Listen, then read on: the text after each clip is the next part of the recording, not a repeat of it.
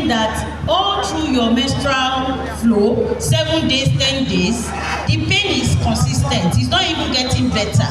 It is disturbing you from your daily work. You can't go to school, you can't go to work. That menstrual pain is what? Abnormal. In fact, in secondary school, you know when some people are angry, the third child say, leave me alone. People be like, oh, is that time of the month? MP, we call it MP. We call it dysmenorrhea in OMG. So when your menstrual pain is becoming so severe, you can't go to work, you are vomiting, the pain is not getting better, they need to admit you in hospital to take some injections, that is abnormal. The ones that we can still say normal is the one that you can cope with, maybe some simple analgesics. Another sign and symptom that you should be aware of is this. If your normal flow is 5 days, 7 days, and you are now having a flow of up to like 10, 15 days, you should go and see your gynecologist. I hope we are listing the signs and symptoms. Another thing is this. There's what we call intermenstrual bleeding or spotting. For instance, a patient can start menstruating first day of the month. You know, we've said it's 28-day cycle. She can also menstruate at the tail end of the month, especially if it's a month having 31 or 30 days. But when she's menstruating twice or 3 times in that particular month, she has thought, oh, she's no more menstruating, and she goes to toilet and she sees she sees blood in her pants. You know, as a Muslimah, you need to know when your menses are stopped. You know the color, you can even put cotton wool, or if you wear a white pant, you know when the color changes from red to like orange to like white. When it has totally stopped and you now see it again before the next menses, that's what we call intermenstrual bleeding. You need to see your gynecologist for it. When you have what we call chronic, long-term, low back pain, just don't think your pain is due to you walking around or due to stress. It could be suggestive of things like what we call pelvic inflammatory disease. If you have what we call abnormal vaginal discharge, mark my words, as a lady, the men are here, but we don't have a choice. As a lady, we will normally have what we call physiological discharge. If you buy a white pants today, by 2 months, 3 months time, even if you are using Jig or Hypo, sorry, we are not promoting any brand here, that pants will not be totally white. Those discharges are normal, you know. But when your discharge is now smelling like spoiled fish, or smelling like spoiled egg, or you have to start using pads to contain your discharge, it's abnormal. Those signs and symptoms, you need to come and report to the gynecologist. Also, for the married ones among us, if you are having things that we call postcoital bleeding, after having sexual intercourse with your spouse, and in between you see blood, or after the intercourse you see blood, then something is going on. Let me just stop at those signs and symptoms for now. I hope we got all those signs and symptoms. Yes, sir.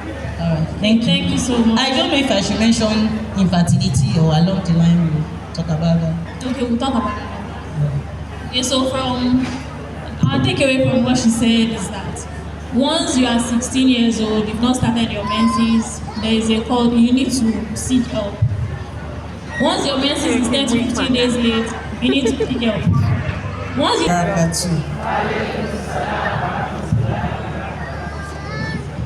Now, my bit is to discuss how has these misconceptions harmed us or harmed our reproductive health.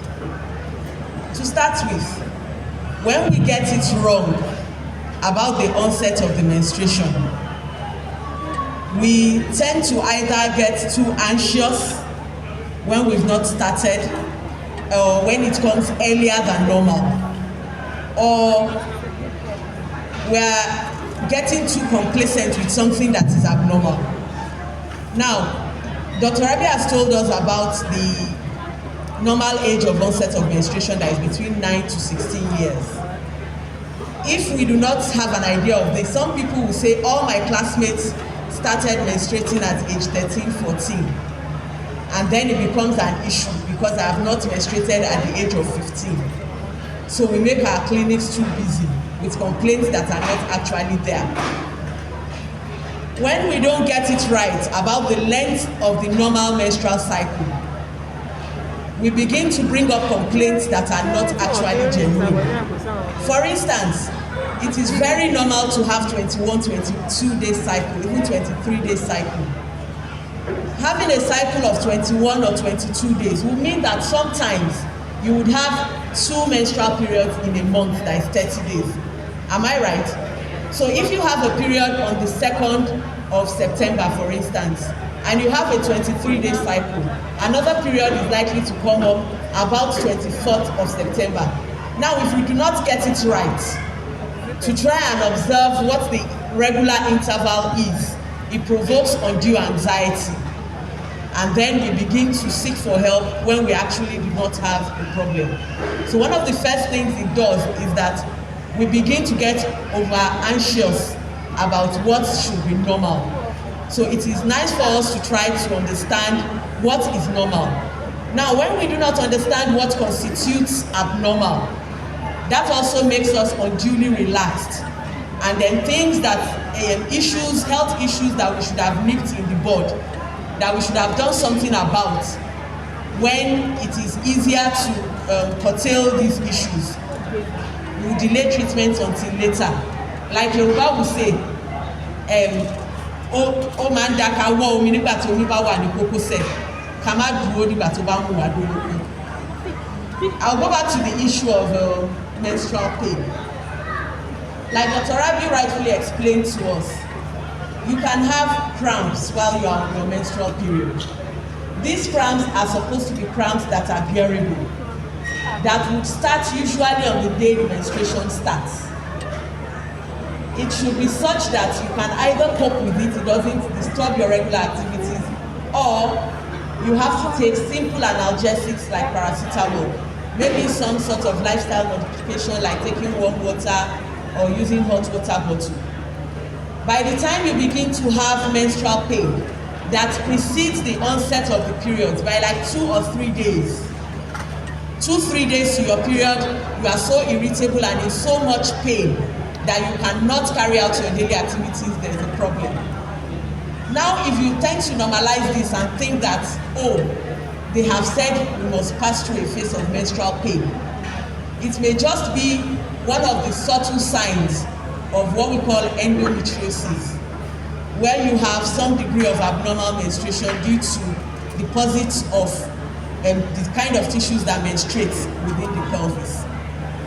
Now, when the menstrual pain begins to extend even till the last day of the menses and beyond, and we do not identify this as abnormal, when this happens cumulatively over the years, we may begin to have other complications due to the primary problem. So what I'm saying in essence is that we need to identify what is normal. We need to be sure and clear about what is abnormal, so that that is what will make us to seek help. When we begin to normalize what is not normal, we will begin to delay seeking help, and by the time we eventually decide to seek help, we may be needing more serious intervention than we would have if we had sought these problems earlier. So these issues are very important for those of us who are going through that phase. They are also very important for those of us who are mothers or mothers-in-law of those who are going through that phase. Another issue I would like to point out is the issue of fertility challenge. You find out that many people are not sure of exactly what time they need to seek help when they think they have fertility challenge. By most definitions, we do not regard anybody as having a fertility challenge until you have spent 12 months, 12 completed months of regular cohabitation with your spouse, which is usually at least 2 to 3 times a week. It is after this that we can say that there's a fertility challenge. However, for those who are late starters, who started trying to conceive at age 35 and above, the definition is 6 months. What does this imply? If you are married and your spouse had to travel, both of you had to stay apart for like 2 to 3 months, and then he came back and he started trying actively for another 3 months, are you right to say that I have been trying and have not gotten pregnant? Can I have an answer? No. Thank you very much. If you are age 29 and you have been with your spouse having intercourse once a week for 11 months or 12 months, is it right to say that you have a fertility challenge? Absolutely no. If you have been married for 2 years and you are a student, you spend 6 months in the school, 6 months at home, you only happen to have intercourse over the weekend, do you have a fertility challenge? Thank you. So if we do not get these definitions right, we will tend to begin to get anxious when we actually do not have a problem. So these are some of the things that we need to be clear about. However, if you've tried effectively for the minimum acceptable amount of time, then you do not need to wait extra. If you know that you already have underlying issues like severe menstrual pain, cycles that tend to be like 14 days to 21 days, or you tend to spend 2-3 months without seeing any period, your menstrual periods are not more than 4 to 5 in a whole year, it is acceptable to seek help earlier once you begin to have a challenge. But without these exceptional circumstances, it is good for us to identify what is normal so that we know exactly when we need to see. Okay. Thank you very much, Dr. Amos. So the key takeaway from that is self-awareness. We need to be aware of ourselves. We need to know what is wrong with our body at every point in time. That way you know what is normal for you and what is abnormal. And you also need to know, you get the knowledge of the normal and the abnormal. So when things go wrong, you can